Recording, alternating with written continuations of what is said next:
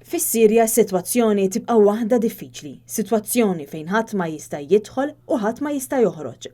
Dan qalu ma' Net News Andrea Bonello minn Caritas Malta li miegħu tkellimna dwar is-sejħa ta' ġbir ta' fondi permezz ta' fond ta' emerġenza fejn qed jinġabru flus biex tingħata għajnuna lill-vittmi ta' Aleppo fis-Sirja. Intqajt ma' grupp mis-Sirja s-sajf li għadda u għalulna li qegħdin ibatu anke biex sempliċement ikollhom ilma. Caritas Malta tagħmel parti minn din il-familja ta' Caritas Internazzjonales u min jixtieq jista' jagħti l-flus biex bekk jindbatu lil Caritas Sirja ħalli bekk jitwaqqaf dan il-proġett li tajjeb ngħidu ħajdum sena dan il-proġett biex ngħinu lil dawn in-nies. Andrea Bonello qal li hemm bżonnijiet kbar.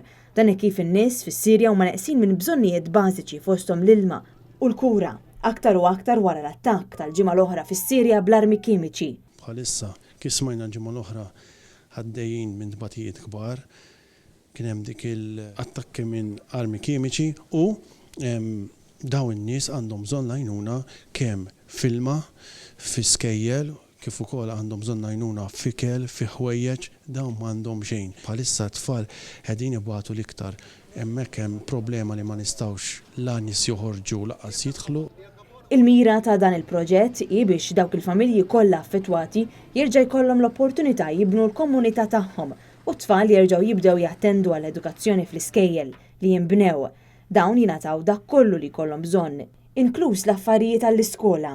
L-appell ta' Caritas Internazzjonales lil pajjiżi kollha 147 b'kollox huwa li dawn il-miri jistgħu jintlaħqu permezz ta' ġbir li qed isir u jintbagħat lil Caritas Sirja.